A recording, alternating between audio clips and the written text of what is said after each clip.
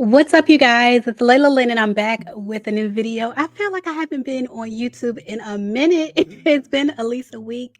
And let me just confess, if I can just confess to y'all, my man makes me forget I even have a YouTube channel. Like, I get wrapped up. I got wrapped up in my birthday, my daughter's birthday, spring break. And he just makes me forget that I even have a YouTube channel. But I'm back. I'm back. And I want to talk about Michelle Obama. Michelle Obama is addressing the rumors that have been going on, I would say, at least for a year now, ever since the whole situation, like the election and all of that. People have been wondering, like, where is Michelle Obama? How come when you see Barack Obama, you don't automatically see Michelle like you used to? You used to always see them together, and why don't you see them together anymore? So in this podcast interview with our girl Taraji P. Henson, Taraji got to the root of it. Taraji got to the root of the situation with Michelle Obama, and Michelle Obama directly addressed the rumors that she is divorcing Barack Obama. So we're going to get into that in this interview. First, if you're watching, if you're not familiar with me, I'm Layla Lynn. I do celebrity news and nostalgia. And I invite you to subscribe to this channel, click the thumbs up button, do all the YouTube things, share this video in your group chat, share me on social media, and make sure you support your girl out here in these YouTube streets, trying to stay afloat in these YouTube streets.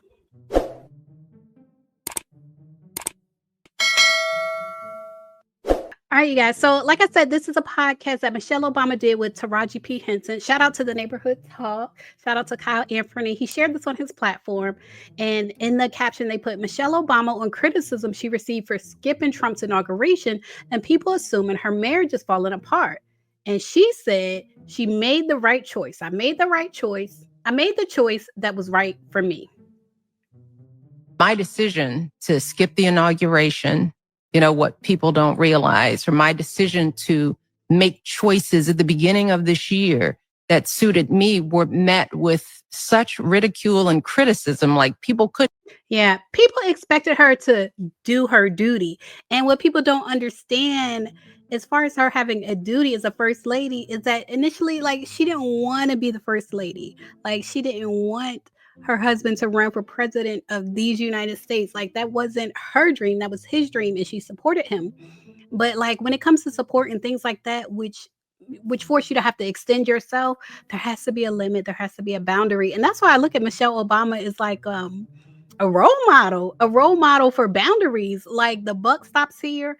I did my first lady term. A few years after that, I still showed my face, as they say. But at this point, when it comes to, our current president and things like that, she's not having it. She's not doing it. And I told y'all in videos before, it's not that she's divorcing Barack Obama. Even though it is said that they live separately, it's only because he lives in DC and she is divorcing politics. Like, she's not a politician. She has told y'all she would never run for president. Like, she's not a politician. She is just doing her. Like, she's doing a podcast with her brother. She's producing these shows for Netflix. She's doing Michelle Obama. She's doing her. And her doesn't include politics. Like, she has a women focused platform, but it's not even political. It's just women focused. So I definitely understand where she's coming from. And I just wanted to break down what she said in the rest of this interview. Couldn't believe that I was saying no for any other reason, that they had to assume. And can we just shout out Michelle with the braids? I love how Michelle Obama embraces braids. Now that Barack Obama is out of office, we see that more from her. I feel like she gave traditional hairstyles when he was in office, but now that he is out of office, she is like, you know what? I got my vacation hair. I'm rocking my braids, and I love that for her. I love this whole bohemian look with the jewelry and everything. The part in the middle, I forget what you call that hairstyle, but it's a certain hairstyle with the braids in the front and the braids in the back. I forget what it's called. That my marriage was falling apart. Right. Full line. Mm-hmm. It's like, while I'm here really trying to own my life and intentionally practice making the choice that was right for me, and it took everything in my power to not do the thing that was right, or that was perceived as right, but do the thing that was right for me. Mm-hmm. That was a hard thing for me to do. Yeah, when she did her, people thought, "Oh, you must be getting divorced. If you're doing you must be getting divorced, because obviously you can't do you in your marriage." And I feel like her example is just like a kind of like an escalation of just in life when you're married as a woman. You know, you're expected to do the right thing for your family. You're expected to sacrifice for your family and put yourself on the back burner. I talked about that. I have a new podcast, you guys. I have a new podcast called Don't Date Your Pastor. It's called Don't Date Your Pastor. I'll put a link below to episode 1.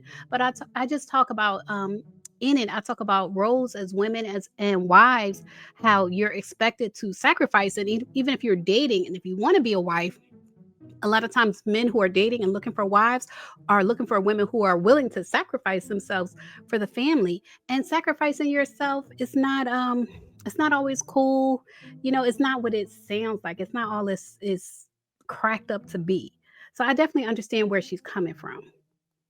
I had to basically trick myself out of it. And it started with not having anything to wear. I mean, I had affirmatively, because I'm always prepared for any funeral. Yeah. So what she was saying regarding not having anything to wear, I know that was hard for her because Michelle Obama has admitted to shopping at the mall, at the black and white store at the mall, I think Target and some other stores. Like she, you know, shops at the mall. So for her to say, I'm purposely just not bringing a dress, period, to trick her mind into being like, I'm not going to turn on for him. I'm not going to turn up for him. I'm just not going to do it.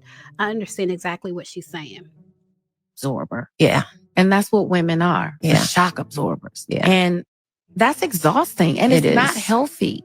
Yeah. It's not. And Taraji kind of got me with that one when she first, this is the first time I really heard that concept of a woman, even though I felt it, but this is the first time I've heard that concept. Like, you're a shock absorber. Your job, you exist in this family to absorb the shock. Let's say your man had a bad day at work and he comes home to you, you absorb the shock of that. Like whatever his reaction was to work that he couldn't let out at work, he lets out at home. Like you absorb the shock of that. Even your kids having a bad day at school, they come home and complain to you. Like living as a shock absorber is not healthy.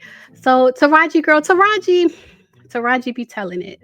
She really does. So anyway, you guys, I just wanted to share my opinion on Michelle Obama speaking out about her marriage to Barack Obama and why she doesn't show up to like political events now.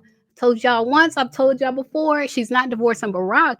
She is divorcing politics. It's not her dream career. Like she's an attorney, not a politician, and it's not her dream career. But y'all leave a comment and let me know what y'all think about her speaking out, because it does take a lot for her to be a first lady and come out and say like, I'm divorcing politics. I want nothing to do with politics at this point.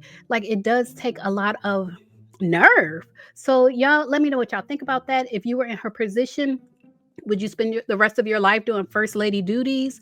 Where would you set the boundary? Leave a comment and share your thoughts. As always, thanks for watching. Now, if you made it this far to the end of the video, then I think you like my content. So make sure you subscribe and check out my channel. I have over 1,000 videos on my channel. Check out my playlist and my podcast, and I assure you, you will like more of my content.